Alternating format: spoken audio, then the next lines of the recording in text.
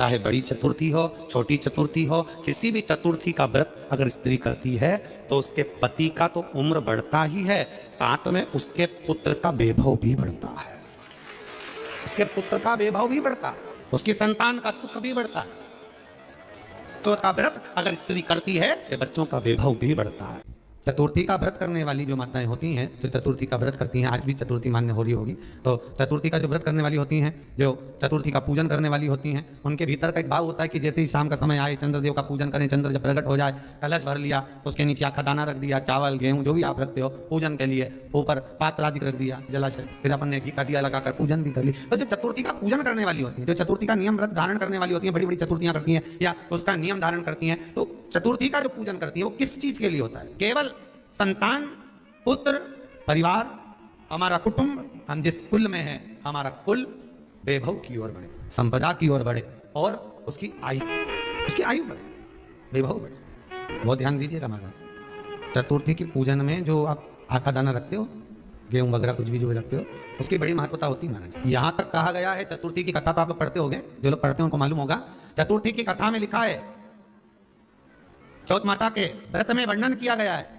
कि वो आखा दाना जो रखा जाता है, मान लो कोई जरूरी काम होता है तभी आखा दाना को रखा जाता है, संभाल के रखते हैं कि हम इस काम के लिए जा रहे हैं और हमारा ये कार्य सफल होना चाहिए। तो जिसने चतुर्थी का व्रत करा है, जिसने चंद्रदेव का पूजन करा, चतुर्थी का व्रत करा, वो गणेश जी से विनती करके वहां से 2-4 आका दाना उठा ले और जो व्यक्ति का काम अटक रहा है अपने ही घर का, पर दूसरे कुल को नहीं देना, अपने कुल के अंतर्गत जो काम अटक रहा है उसकी जेब में, उसके पल्लू में उस चीज को रख दिया जाए। तो चतुर्थी जो अगली आती है, जैसे आप महीने की करते हो तो महीने की, और आप जैसे करते हो कि 4 अलग बड़ी बड़ी चतुर्थी करते हो तो उसके अनुसार आपका कार्य सिद्ध होता ही है। उस आखे दाने का इतना महत्व होता है क्योंकि चतुर्थी का व्रत करने वाली माता जब व्रत करती है तो स्वयं चतुर्थी की कथा में लिखा हुआ है कि पार्वती जी गणेश जी से चतुर्थी की कथा बचवाती। चतुर्थी की कथा बाची किसने थी? स्वयं गणेश जी महाराज ने। और सुनी किसने थी? माता पार्वती। चतुर्थी की कथा जब होती है तो उसको स्वयं गणेश जी बाच रहे हैं, तो व्रत कौन सुन रही है? माता पार्वती। और आपने जो आखा दाना लिया वो गणेश जी के भाव से लिया, गणेश जी से निवेदन करके, विनय करके, प्रार्थना करके उसको प्राप्त किया, आपने उसको लिया, फल प्रदान कर देता है, कार्य की सिद्धता देता है। जिसकी फैक्ट्री नहीं चल रही हो, फैक्ट्री में बार बार कुछ तकलीफ आ रही हो, गाड़ियां नहीं चल रही हो, 4 व्हीलर गाड़ियां ले रखी है, कभी ट्रक गड़बड़ हो रहा है, कभी ट्रक में ये हो रहा है, कभी गाड़ी में ये हो रहा है, कभी बस में ये हो रहा है, बस एक काम करना है, दुर्वा का थोड़ा सा भाग लेकर पानी के लोटे में उसको डालकर 5 अक्षत के दाने उसको पटक कर उस गाड़ी के अंदर उस कलश को रख दो, बस आधे घंटे के लिए, और उस पानी को चक्के के चारों तरफ डालते डालते जाइए दुर्वा के साथ में, तकलीफ नहीं देगा। फैक्ट्री का भी यही प्रमाण है। दुर्वा में वो अमृत तत्व छुपा है जिसका सुख आनंद दे जाता है। ये दुर्वा बुधवार के दिन जो बार इस बार पड़ रहा है उस दिन समर्पित करिए। 41 दुर्वा प्रत्येक बुधवार को गांठ लगाकर गणेश जी को समर्पित कर कर वापिस उठाकर उस दुर्वा को खाली पेट, आपके घर में भी गणेश जी होंगे उनको समर्पित करो, खाली पेट इस दुर्वा को केवल चबा चबा कर खा लो और आधे घंटे बाद पानी को पी लो। बुधवार की बुधवार 5 बुधवार करना, गणेश जी को चढ़ाना, सफेद दुर्वा को गणेश जी को समर्पित कर कर चबा चबा कर खाना। उदर की प्रॉब्लम, जो भी मसा आदि की प्रॉब्लम होती है उदर से जुड़ी हुई होती है, जिस चीज से जुड़ी होगी, पेट की जितनी प्रॉब्लम होगी, आपको जितनी भी प्रॉब्लम होगी वो सारी 5 बुधवार करना, 6ठे बुधवार को जरूरत ही नहीं पड़ेगी। कभी मौका लग जाए अपनी जिंदगी में, कभी मौका लग जाए, कभी तुम्हारी जिंदगी में मौका लग जाए, सिद्धि विनायक गणेश जी का दर्शन करने के लिए जाओ, दगड़ू गणेश का दर्शन करने के लिए जाओ, अष्ट विनायक का दर्शन करने के लिए जाओ, उनके मंदिर में एक बार आवाज लगा कर देना हर हर महादेव। सबसे ज्यादा खुश होंगे मेरे गणेश जी महाराज, आज तो मेरे पिता का आशिक आया, आज मेरे पिता को चाहने वाला आया, और पिता का प्रेमी मेरा भी प्रेमी। कभी हरि विठल का दर्शन करने के लिए पंढरपुर में जाओ, क्योंकि भारत की भूमि पर केवल एक भगवान नारायण का मंदिर ऐसा है, पूरी भारत की भूमि में क्या पूरे विश्व में केवल भगवान पांडुरंगा हरि विठल का मंदिर ऐसा है जिसमें भगवान विष्णु के सिर पर शंकर का शिवलिंग है, वो पूरी दुनिया में एक हरि विठल में, केवल पांडुरंगा हरि विठल। इसलिए पंढरपुर में दर्शन करने जाओ, विठल विठल विठल विठल विठल विठल के साथ में एक आवाज और होना चाहिए, हर हर महादेव। तो हरि विठल प्रसन्न हो जाते हैं। मेरे मस्तक पर जो शिव बैठे हैं उसको देखकर आवाज लगा रहा है हरि विठल। यदि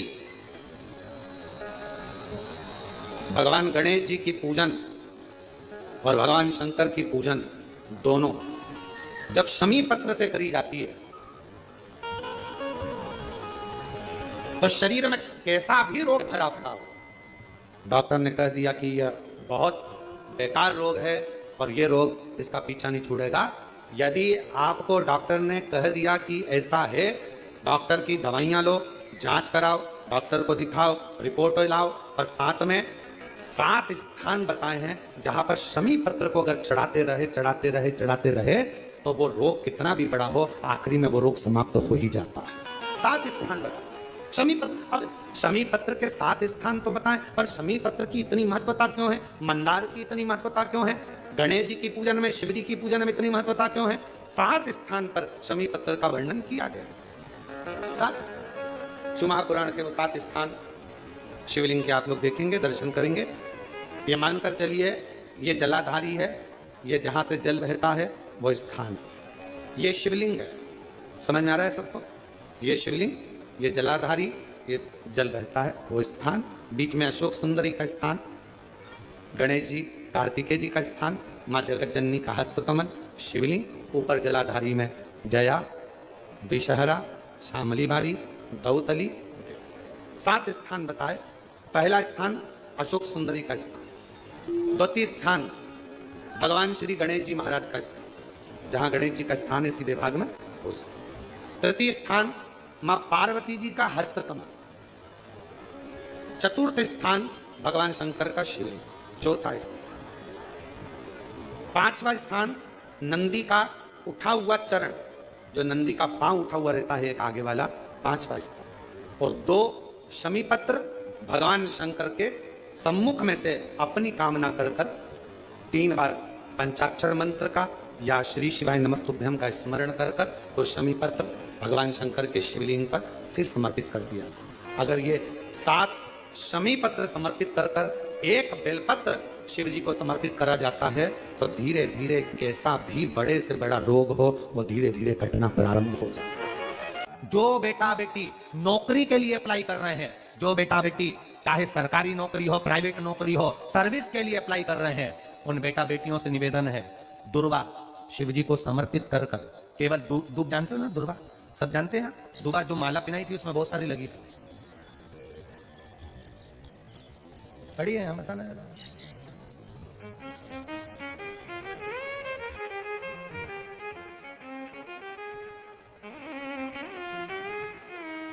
दुर्वा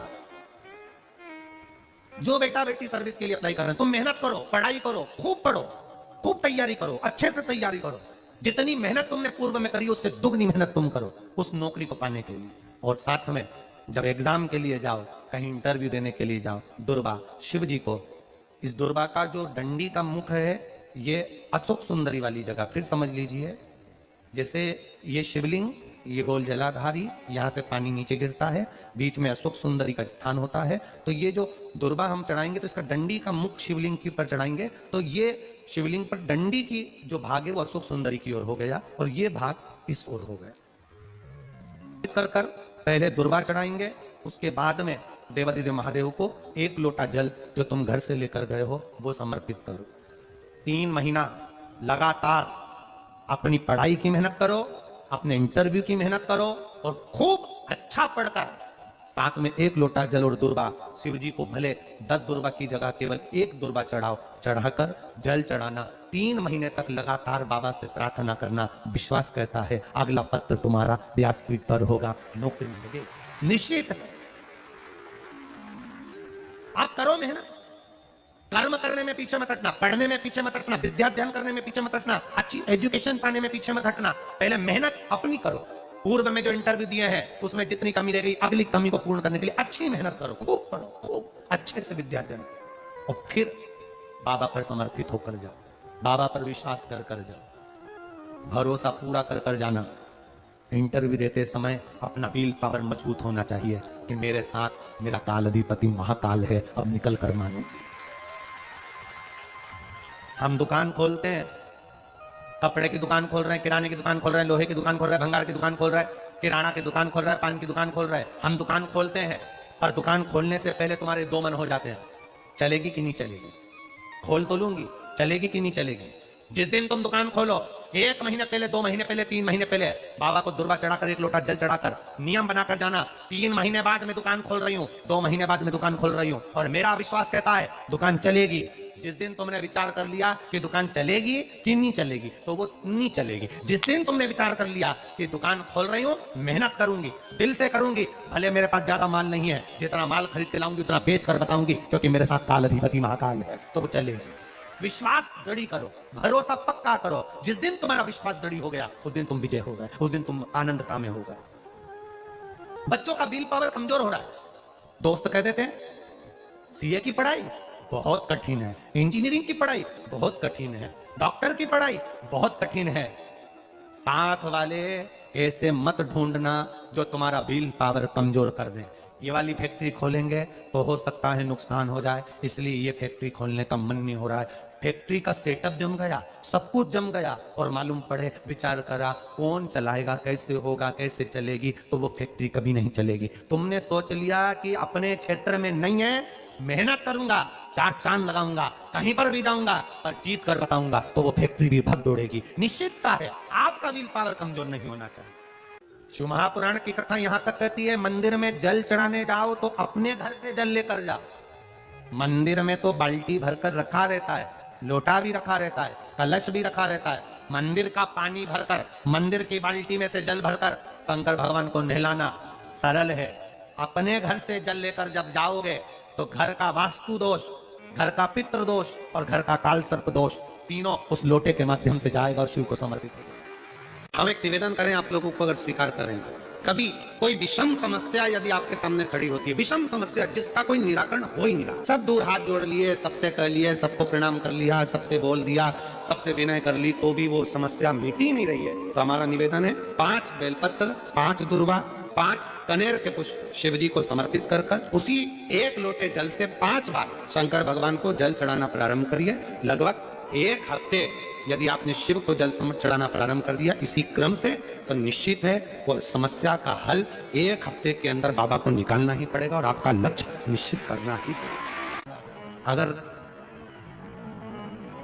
किसी कामना के वश अगर हम दीप लगा रहे हैं या हमारे मन में कोई भाव उत्पन्न है और हम बाबा से कहना चाहते हैं कि बाबा मेरा ये कार्य है आप पूर्ण करिएगा, तो फिर शिव मंदिर में भी लंबी बाती का दीप आप प्रदोष या सोमवार की अष्टमी या सोमवार या आप शिवरात्रि को बाबा से निवेदन कर कर लगा सकते हैं।